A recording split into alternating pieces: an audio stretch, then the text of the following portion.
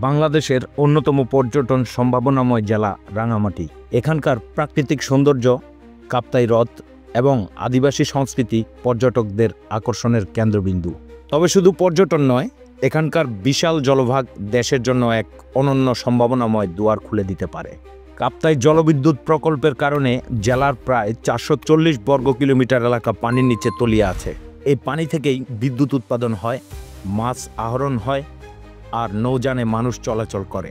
কিন্তু আমরা কি কখনো ভেবেছি এই পানির উপরেই যদি একটি বিমানবন্দর গড়ে ওঠে? বিশ্বের অনেক দেশেই সিপ্লেন বা পানিতে চলাচল উপযোগী বিমান ব্যবহার করে এয়ার ট্রান্সপোর্ট ব্যবস্থা চালু করা হয়েছে। রাঙামাটির কাপ্তাই হ্রদের উপর যদি একটি সিপ্লেন এয়ারপোর্ট গড়ে ওঠে, তাহলে পর্যটন শিল্প সহ ব্যবসা বাণিজ্যেও নতুন দিগন্ত উন্মোচিত হবে। বিশেষজ্ঞরা বলছেন, এ ধরনের বিমানবন্দর তৈরি করতে খরচ খুবই কম, কারণ এখানে রানওয়ের প্রয়োজন নেই। শুধু একটি নির্দিষ্ট জলাভূমি চিহ্নিত করে সঠিক অবকাঠামো তৈরি করলেই কাজ শেষ। কোন ধরনের বিমান এখানে ব্যবহার করা সম্ভব? পানিতে উড়োজাহাজ অবতরণ ও উড্ডয়নের জন্য সিপ্লেন বা অ্যাম্ফিবায়াস এয়ারক্রাফট ব্যবহার করা হয়।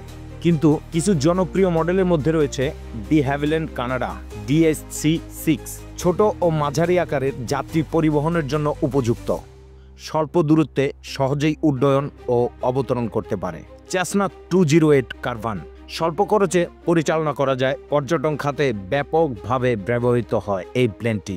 ভাইকিং এয়ার CL-415 বা ওয়াটার বোম্বার যেটাকে বলা হয়, সাধারণত অগ্নি নির্বাপনের কাজে ব্যবহৃত হয় এই ধরনের এয়ারক্রাফট। পর্যটন ও মালামাল পরিবহনের জন্যও উপযোগী। একবার ভেবে দেখুন তো, একটি ওয়াটার বোম্বার যদি রাঙামাটিতে থাকে, তাহলে 3 পার্বত্য জেলায় যে কোনো ধরনের বড় ধরনের অগ্নি নির্বাপনের কাজে মাত্র 20 মিনিটে জায়গায় পৌঁছে যেতে পারবে।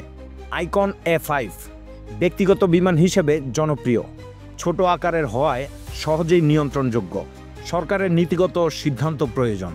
বিশ্বের বিভিন্ন দেশে সিপ্লেন বিমানবন্দর আছে, যেমন মালদ্বীপ, কানাডা, নরওয়ে এবং যুক্তরাষ্ট্র।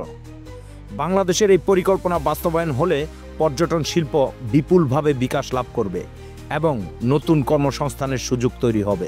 সরকার চাইলে খুব কম সময়ে, কম খরচে কাপ্তাই হ্রদে সিপ্লেনের জন্য প্রয়োজনীয় অবকাঠামো তৈরি করতে পারে। তাহলে দেশের মানুষ জলপথের পাশাপাশি আকাশপথেও রাঙামাটি যাতায়াতের সুযোগ পাবে।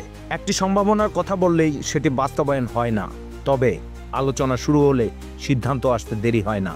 তাই আমাদের এই উদ্যোগ যদি সরকারের নজরে আসে, তাহলে হয়তো খুব শীঘ্রই আমরা কাপ্তাই হ্রদে সিপ্লেনের শব্দ শুনতে পারবো। রাঙামাটির মানুষ, আপনারা কি কখনো ভেবেছেন আপনাদের সুন্দর শহরেও যদি বিমানবন্দর থাকে? কাপ্তাই হ্রদের বিশাল জলরাশির উপর যদি সিপ্লেন নামে, তাহলে রাঙামাটি থেকে সরাসরি ঢাকা, চট্টগ্রাম কিংবা কক্সবাজার যাওয়া কতটা সহজ হতো।